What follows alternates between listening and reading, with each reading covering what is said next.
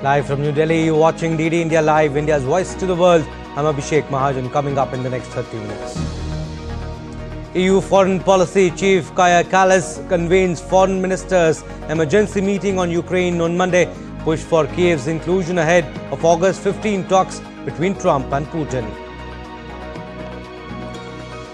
Prime Minister Modi inaugurates 184 new flats for MPs in Delhi, says it reflects the spirit of unity, also plants a sindoor sapling and interacts with the workers involved in the construction.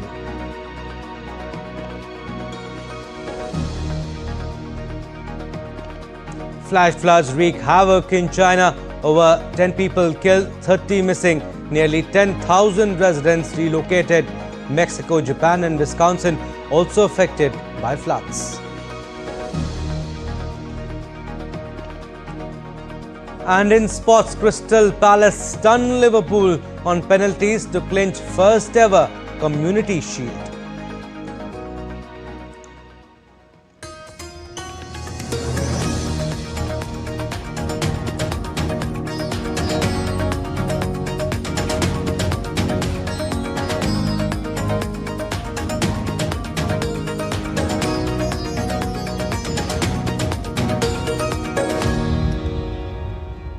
The head of the EU diplomatic service, Kaja Kallas, has called a meeting of EU foreign ministers to discuss the upcoming Russia-US summit on Ukraine. Kaja Kallas said on Sunday that any deal between Washington and Moscow to end the conflict in Ukraine must include Ukraine and the EU, adding that she'll convene a meeting of European foreign ministers to discuss the next steps. The meeting will be held virtually on Monday afternoon, and Kallas said the ministers will also review developments in the Middle East and Gaza. Meanwhile, Ukrainian President Volodymyr Zelensky won diplomatic backing from Europe and the NATO alliance ahead of the Russia-US summit this week. Zelensky said that any decisions taken without Ukraine will be stillborn and unworkable. On Saturday, the leaders of Britain, France, Germany, Italy, Poland, Finland and the European Commission said any diplomatic solution must protect the security interest of Ukraine and Europe.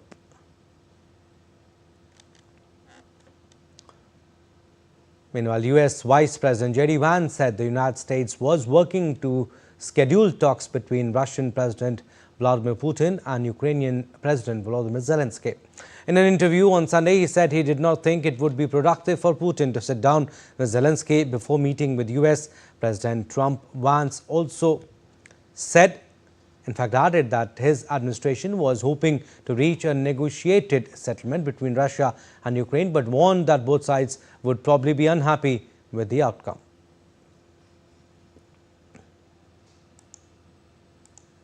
One of the most important logjams is that Vladimir Putin said that he would never sit down with Zelensky, the head of Ukraine, and the president has now got that to change. We're at a point now where we're now trying to figure out, frankly, scheduling and things like that around when these three leaders could sit down and discuss an end to this conflict. We're going to try to find some negotiated settlement that the Ukrainians and the Russians can live with, where they can live in relative peace, where the killing stops.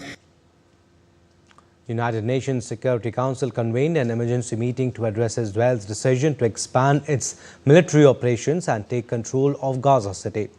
The session, that was requested by several European members, focused on the worsening humanitarian crisis and the potential consequences for Gaza's 2 million residents and remaining hostages.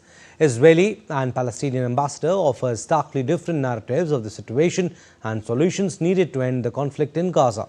Addressing the other diplomats, Palestinian UN Ambassador Riyad Mansour stated that words were not enough to stop the harm. If its concern was actually security, it would have rallied this plan and should have been happy to see this plan adopted by almost the entire international community. Israel is seeking to cement its full military control over the Gaza Strip and is prolonging this war not to end Hamas rule or to disarm it, but to prevent independent Palestinian statehood.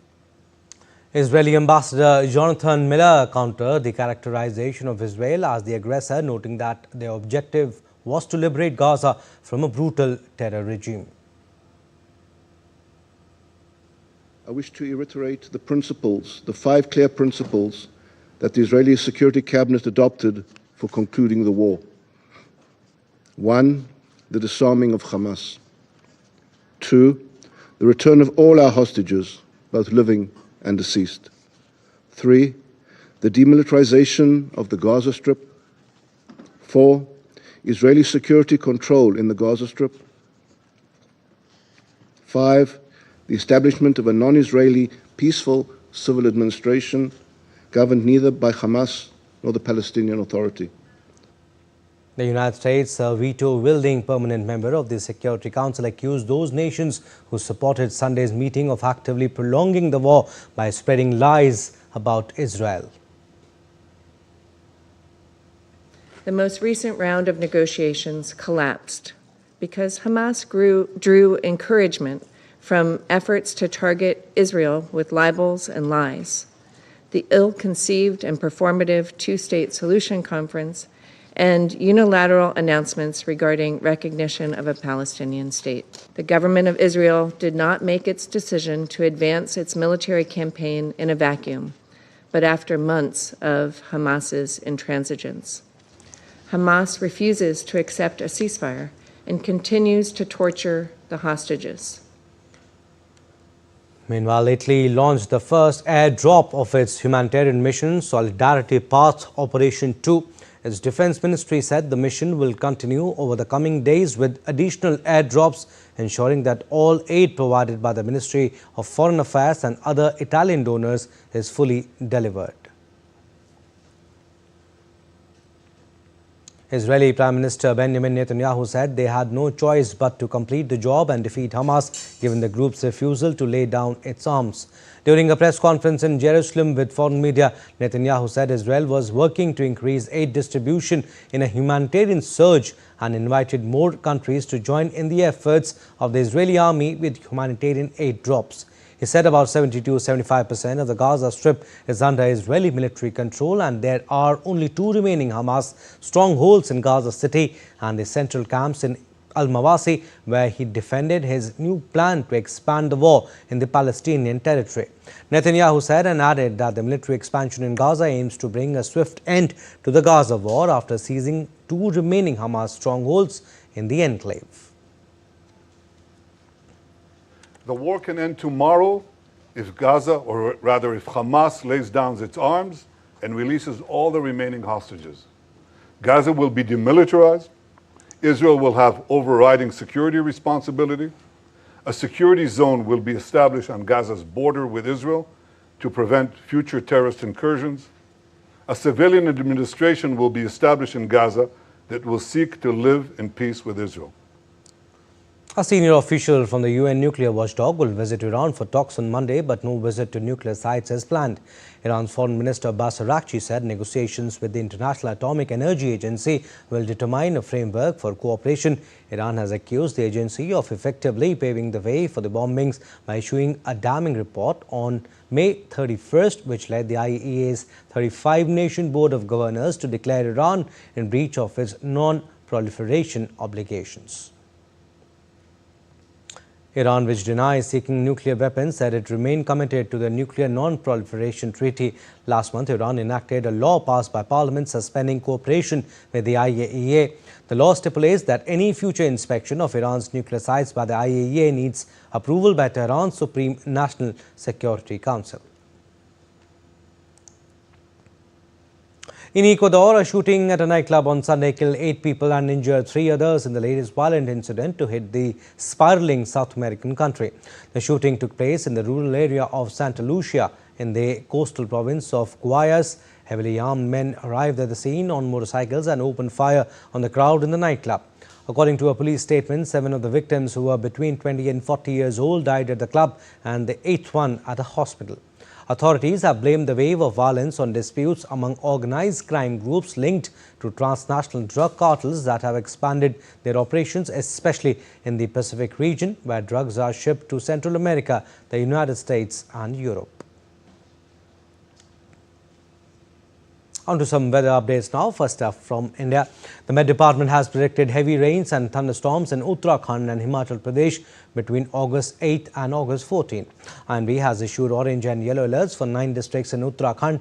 It also warned of extremely bad weather with the potential of disruption in the commute with road and rail closures and interruption of power supply.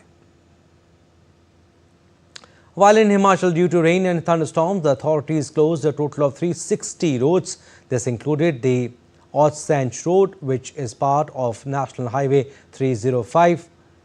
The state witnessed 58 flash floods, 54 major landslides and 30 cloudbursts, reporting losses amounting to Rs 1,989 crore since the beginning of the monsoon season.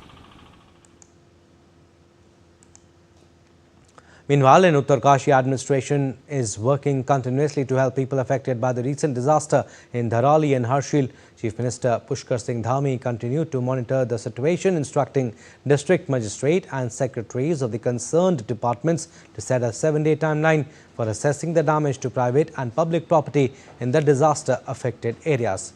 Currently, an assistance amounting Rs 5 lakh is being provided immediately to the affected individuals.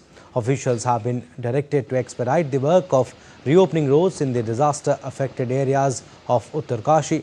The Bailey Bridge in Limchikad will soon be opened for public use. Now, 13 people have died and over 30 have gone missing as flash floods triggered torrential rain in northwestern China province of Gansu. Nearly 10,000 residents have been relocated due to floods. Chinese President Xi Jinping ordered all-out rescue operations with utmost effort to save the missing people. Record rainfall has lashed China's north and south in recent weeks.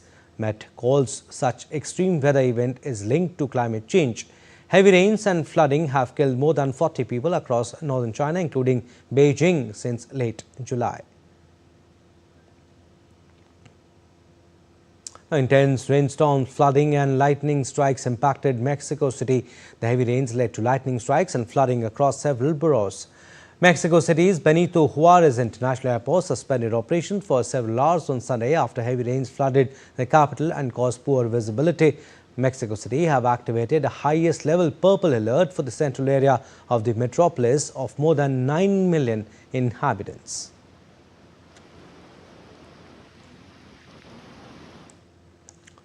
Parts of the United States have also been grappling with heavy rain as what began as a festive weekend and the Wisconsin State Fair quickly turned soggy due to heavy rains. Flash flooding left visitors wading through ankle-deep water and forced an early shutdown of the fairgrounds. Heavy rains overwhelmed drainage systems, submerging walkways and flooding key areas including the racetrack. The crowds trudged through waterlogged fairgrounds, struggling to exit amid halted traffic.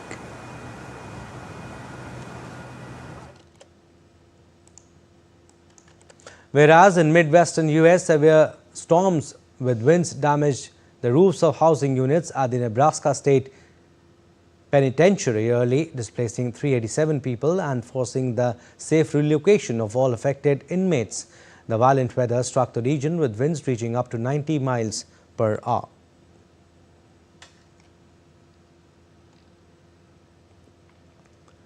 Japanese authorities urged millions to evacuate their homes after heavy rains unleashed floods and landslides in the country's southwest, leaving several residents missing.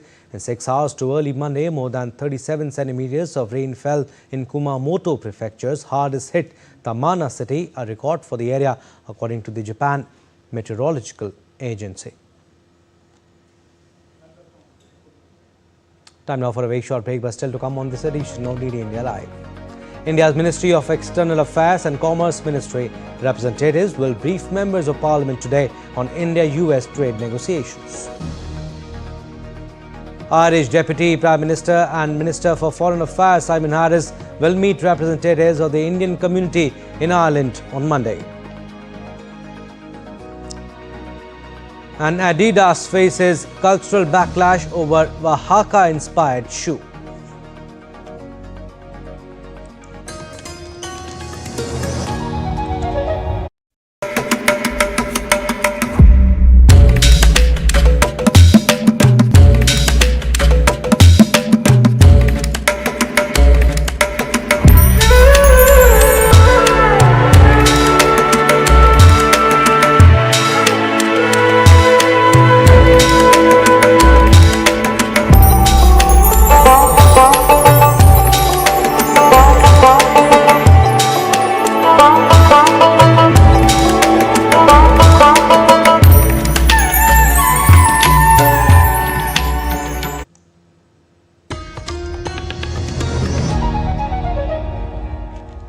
Welcome back. You're watching DD India Live. I'm Abhishek Mahajan. Some more stories. Prime Minister Narendra Modi inaugurated 184 newly constructed Type 7 multi-story flats for members of Parliament at Baba Khadak Singh Marg in New Delhi on Monday. Prime Minister Modi planted a sindoor sapling at the residential premise and interacted with Shramjeevis or labourers on the occasion. Addressing the event, PM Modi stated that naming the towers after India's major rivers reflects their life-giving and unifying significance, promoting national unity despite potential political misinterpretations. ये जो 4 towers हैं, उनके नाम भी बहुत सुंदर है। कृष्णा, गोदावरी, कोसी, हुगली, भारत की 4 महान नदियां जो करोड़ों जनों को जीवन देती हैं,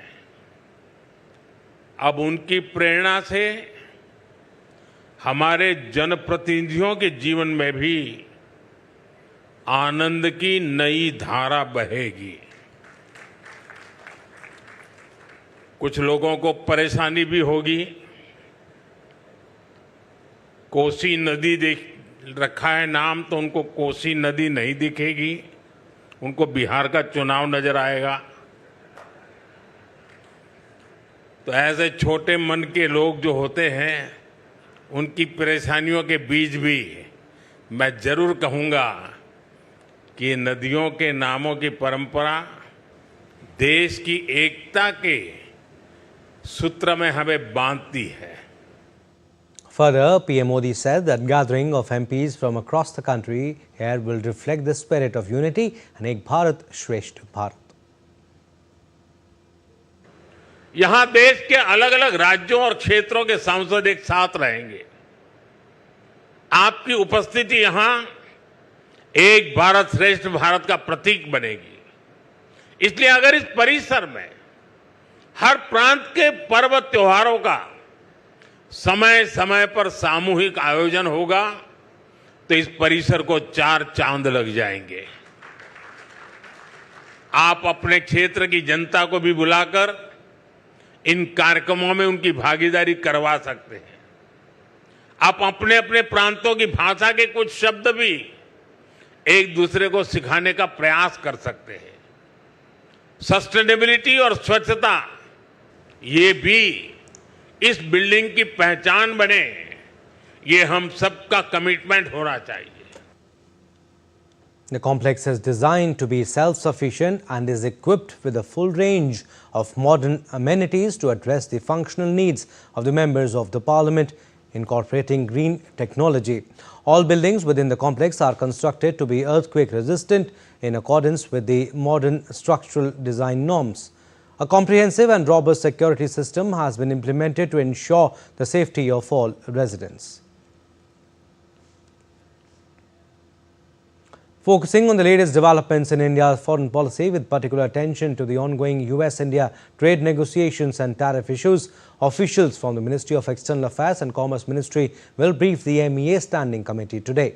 The briefing comes amid escalating trade tensions between the two nations following the imposition of additional tariffs by the United States on Indian exports. Officials are expected to update the committee on the current status of negotiations, highlight challenges faced, and discuss possible strategies to mitigate the impact of tariffs. The meeting will also review diplomatic efforts aimed at finding common ground to facilitate smoother economic cooperation while keeping the national interest in mind without any compromise.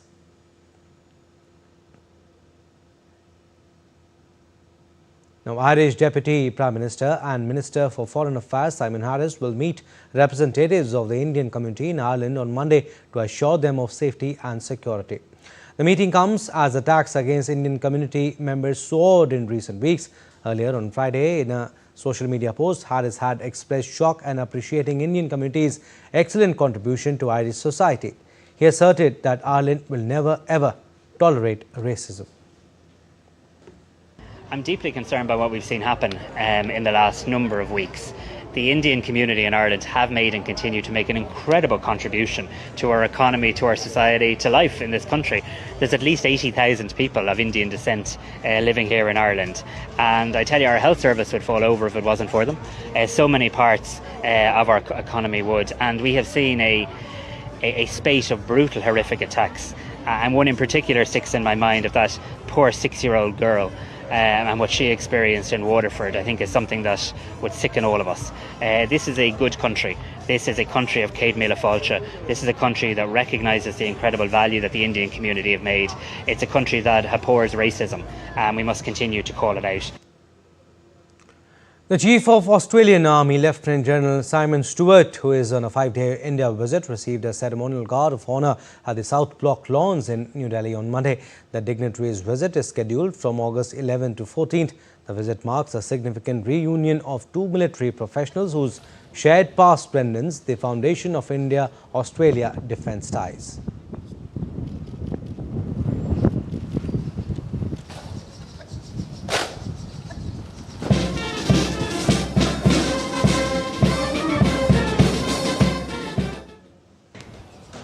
Earlier, Lieutenant General Stewart laid a wreath at National War Memorial in New Delhi, honouring fallen soldiers of India. Lieutenant General Stewart has a shared history with Indian Army Chief of Staff General Upendra Dwivedi, having trained together at the United States Army War College in 2015. According to an official statement from the Indian Army, this experience forged a professional bond that has matured alongside their respective careers. When military commanders train together in their formative or mid-career stages, they develop not only professional competence but also a deep personal understanding of each other's countries, cultures and armed forces. Now, the anti-terrorist operation in Akhal forest of Kulgam district in Jammu and Kashmir has entered 11th day today. The forces are adopting a calibrated approach given the fact that the terrorists seem to be well trained and heavily equipped to carry on with the jungle warfare.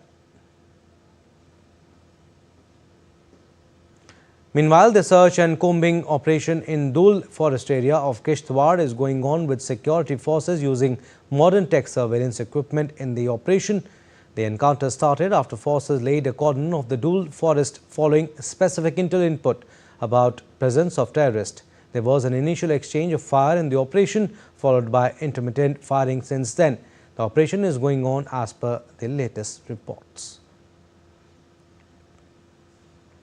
Indonesia and Peru signed a free trade agreement on Monday to strengthen bilateral trade and investment relations, the leaders of both countries said at a signing ceremony in Jakarta.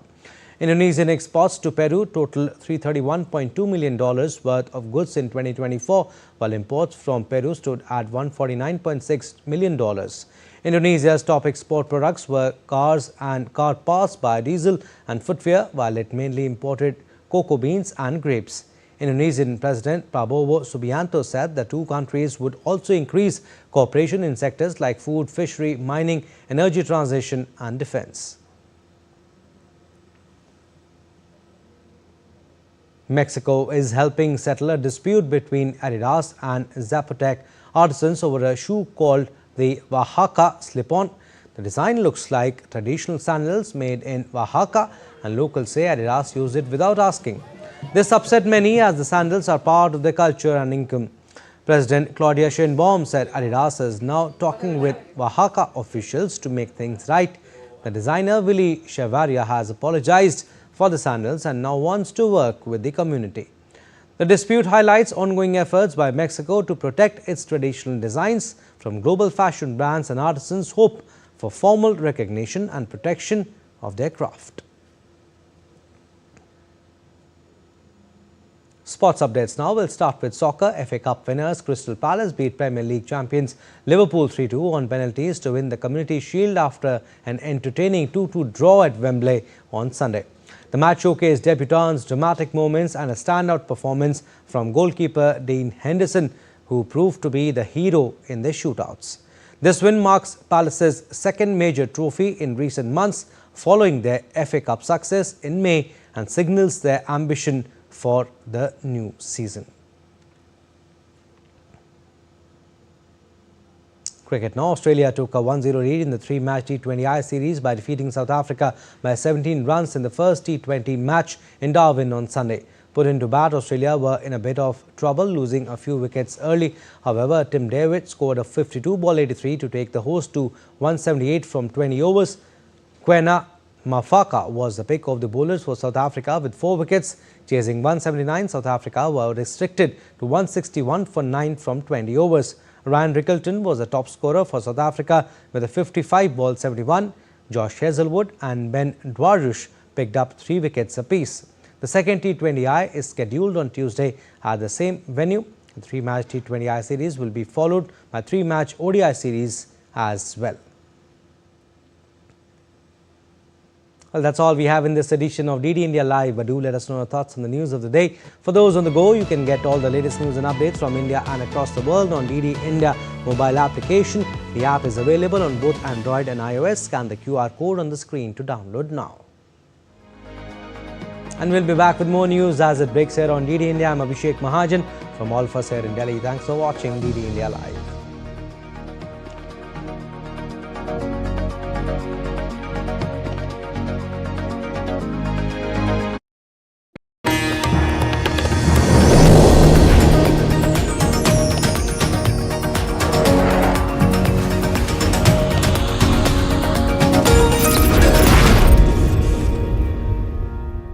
Welcome to DD India, where a